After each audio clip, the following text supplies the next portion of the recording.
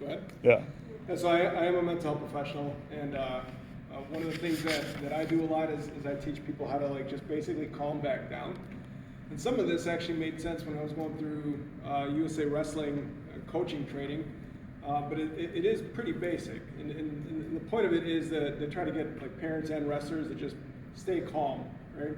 Because there's nothing like the first tournament that we took the kids to. I remember it was the Woodbury Royal Rumble tournament.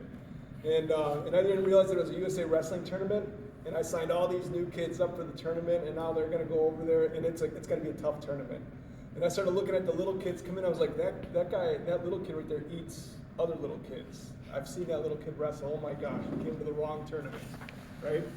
And so there I was, and our kids get out there, a bunch of brand new kids, and they're getting tossed around, they're coming off the mat, they're crying and all this other stuff. And I was like, oh my gosh, if I was a kid, I would hate this. But then I was watching another phenomenon. Like I remember in this one match, one of our wrestlers was winning, but he was crying the whole match. He was like a 5-year-old kid, and he was crying the whole match. Right? And then I saw one of our parents, and you know, nothing against parents, I'm one of those wrestling parents, and I tend to get pretty animated. But the parent was then like upset because the kid was crying. And I began to realize, well, okay, so the parents don't understand what's happening as well. I mean, this is a martial art. We're going into Mortal Kombat one-on-one when we get on the wrestling mat. And so it's everything. It's just you and one other person. And one of the biggest things that I learned through USA Wrestling coaching is that the parent's heart rate is also very high. The parent's heart rate is somewhere up and around 140. That's like a zone 3 workout. Coaches' heart rates are usually like up there too in a zone 1, zone 2 workout. So everybody's getting a workout and a wrestler's getting a workout, which means nobody's calm. Nobody's calm. But here's the thing about your wrestler. Right? There's 3 roles. There's the coach, there's the wrestler, and then there's a parent.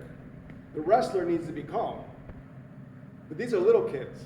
In order for a little kid to stay calm, they have to borrow it from an adult.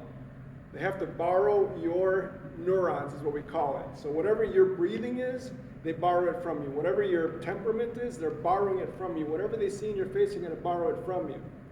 So this goes not just for the wrestler, but it also goes for the parent and the coaches, of course. Right? And so imagine that this is your brain. This is what's called the brain model.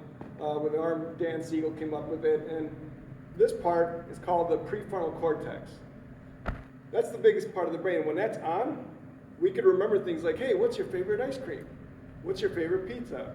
What's your favorite animal? Or if you were an animal, what kind of animal would you be? I'd be a cheetah. Okay, show me what a cheetah does. Ah, right? And that's that part. That part remembers that. But when that part goes offline, then this part kicks in. That's the midbrain.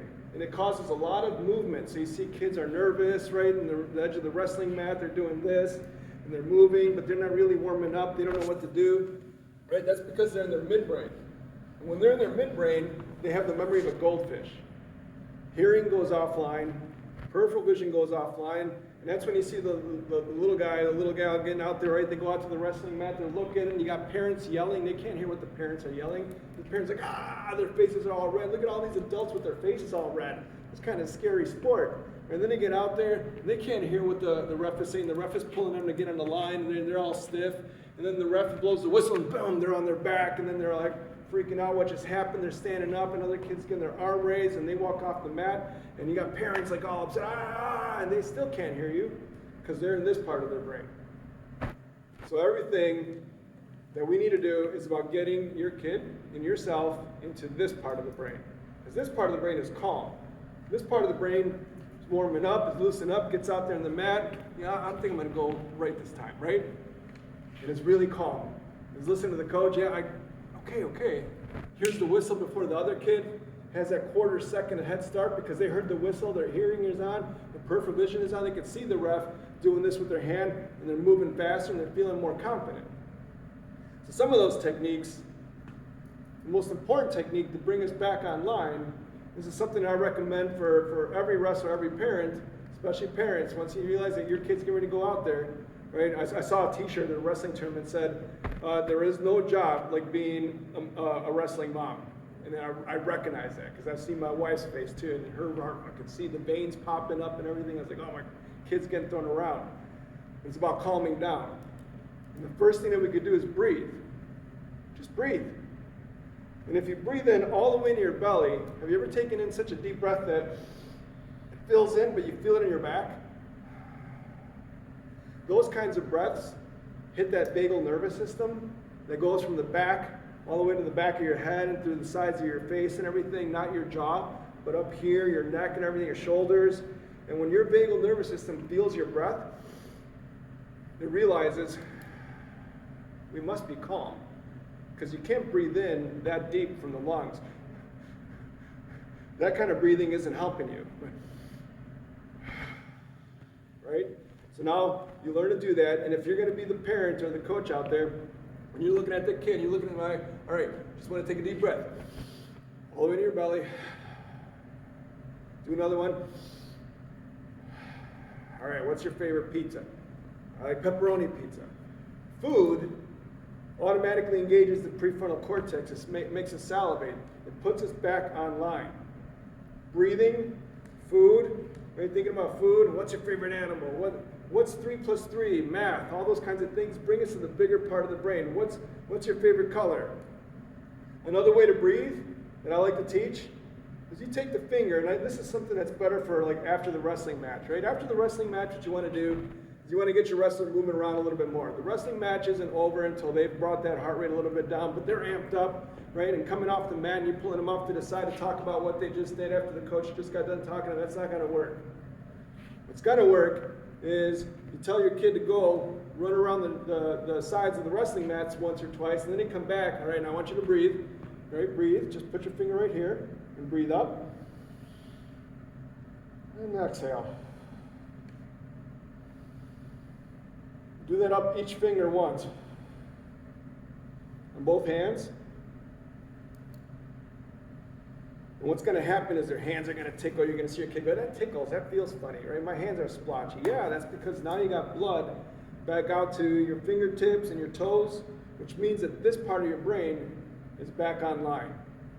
Now, if your kid can't feel those toes, they can't feel those fingertips, they're probably going to throw a temper tantrum. If you try to talk them over to the side and be like, hey, I want to talk to you about this, they're going to lose it. They're going, I can't talk, I can't hear you. Listen to me, I'm trying to talk to you. So breathing, however you can get them to breathe, and then start thinking about all the things that they like.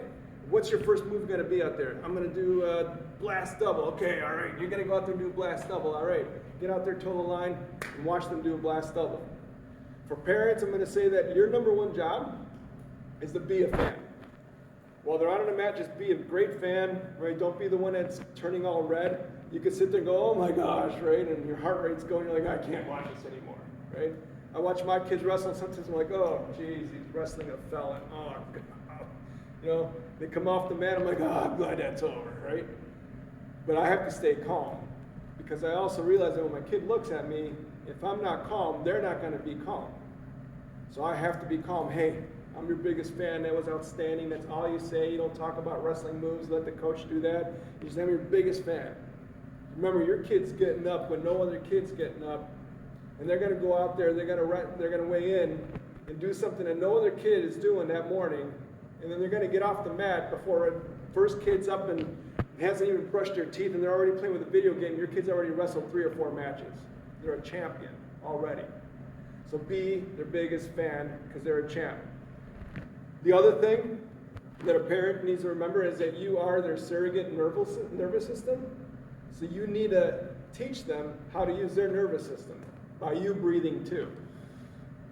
Even if your kid's throwing a temper tantrum and you're out there and you're seeing that they're crying, crying is a good thing. I just got done saying at the beginning of this, right, that this is Mortal Kombat. They're going out there, they're going to do one-on-one combat with another human being.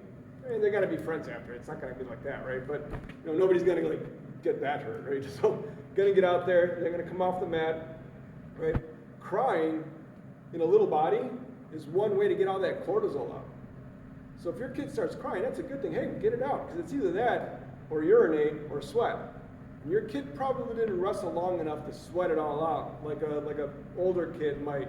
Right? Your kid probably does need to go use the restroom, right? But if they're crying, good, they're getting the cortisol out. We need them to get the cortisol out. So crying at the little kid age is fine. Even at the big kid age, let's be honest, it's fine.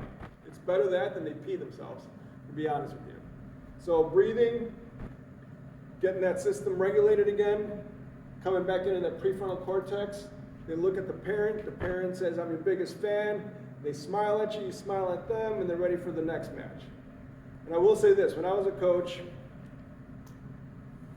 although I loved, having parents out there that knew about wrestling and stuff too, but separate yourself from that role and let the coach be the coach so that you could be the fan.